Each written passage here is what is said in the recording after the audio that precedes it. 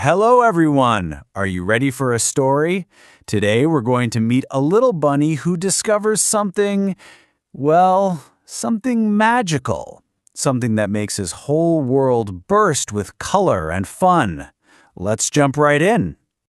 So here he is. Meet Bunty. He's a really sweet little bunny, but you know what? His world was kinda simple. For him, a tree was just a tree. A flower was just a flower. Everything was just okay. Nothing very special, you know? Yeah, his world was a little plain, maybe even a bit boring. So, what do you think is missing? Well, he's about to stumble upon a huge secret. Something that's going to change his world forever. Okay, so one day, Bunty got a little adventurous. He hopped a bit farther than he normally does, and whoa, he found this big, amazing bungalow. Turns out it was the Sharma family's house. And when he peeked through the garden gate, he saw a whole new world full of incredible things. And this is it. This is where Bunty finds the big secret. He discovers these special magical words. Now, the grown-up name for them is adjectives, but let's just call them describing words. And they're like magic because they add all the fun stuff like color and size and feelings to our sentences. So, as Bunty is looking into the garden, he starts noticing something. Things aren't just things. They have something extra. This was his very first discovery, words that tell us what kind of thing something is. The first thing he saw, he looked up at the sky, and the sun wasn't just the sun anymore. It was so warm, so golden. It was a bright sun.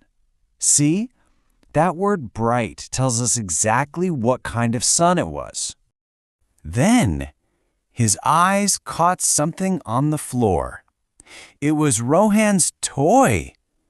But wait, it wasn't just an elephant. It was a large elephant. I mean, it was huge.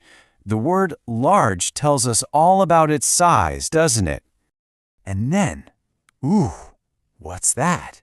He saw a mask just sitting on a table.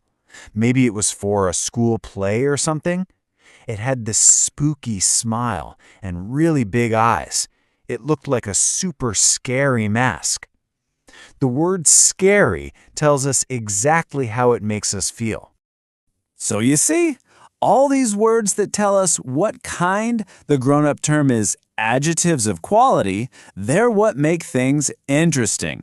They help us paint a picture in our heads by telling us about size, shape, feelings, and even color. Bunty was getting so excited about all this. He then hopped over to the kitchen window, and inside, Amma was making some snacks. There were so many yummy things on the counter, and that got Bunty thinking, how many are there? Which, of course, brings us to our next set of magic words. And just then, look, a whole bunch of kids ran into the garden to play. Wow, look at all of them. Let's do a quick count together, okay? 1, 2, 3, 4, 5, 6, and 7. Yep, there are 7 children. Okay, so it turns out there are actually 2 types of number words. It's pretty cool. The first type, which we call cardinal numbers, is just for counting. Easy, right? Like when we said there are 7 children. But the second type, ordinal numbers, tells us about the order, like who's first or second in line. So if we look closely, we can say the third boy has a red shirt. See the difference? How many versus which one in order. But hang on, what about things you can't really count? Like you can't count doll or water, right? That's where we use words that tell us how much. Like when Amma puts some doll in your bowl, or you drink much water on a hot day. These are describing words too, and they're super useful. Okay, Bunty's adventure continues. Next, he peeks into the living room and sees the Sharma kids, Rohan and Priya, playing with all their toys. And he noticed they were using some very specific words for pointing and for asking questions. Bunty figured it out pretty quick. They were using pointing words. So when Priya had a book right next to her, she'd say, "this book." But when Rohan pointed to his bat all the way across the room, he'd say, "that bat." Same thing for more than one. These pencils right here, but those shoes way over there. It's a super simple way to show exactly what you mean. And he also heard them using asking words. You know, words that help you get more information. Like Priya asked, "What color is your bag?" And Rohan looked at a pencil and wondered, "Whose pencil is this?" These words are also describing words because they help us find out more stuff. Okay, but now we come to Bunty's biggest, most important discovery of the whole day. It's all about belonging. I mean, in a busy house like the Sharmas with so much stuff everywhere, how does anyone know whose is whose? Well, Bunty was about to learn there are magic words for that too.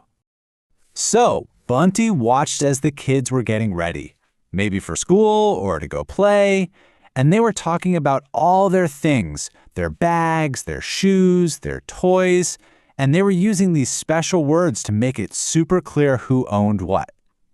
Let's listen in.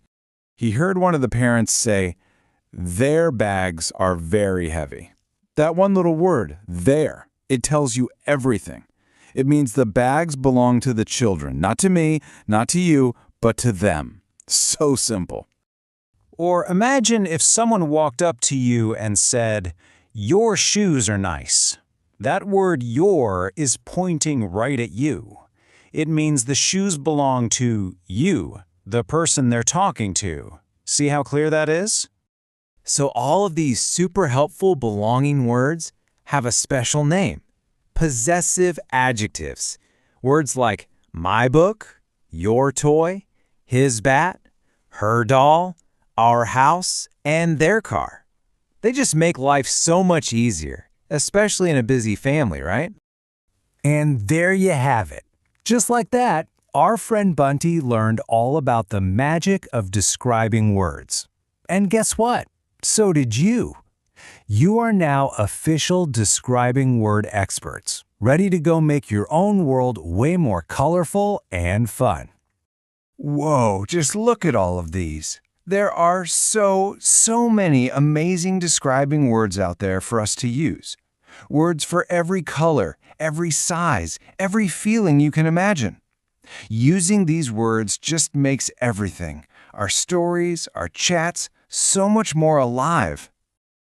All right, so here's your big mission for today.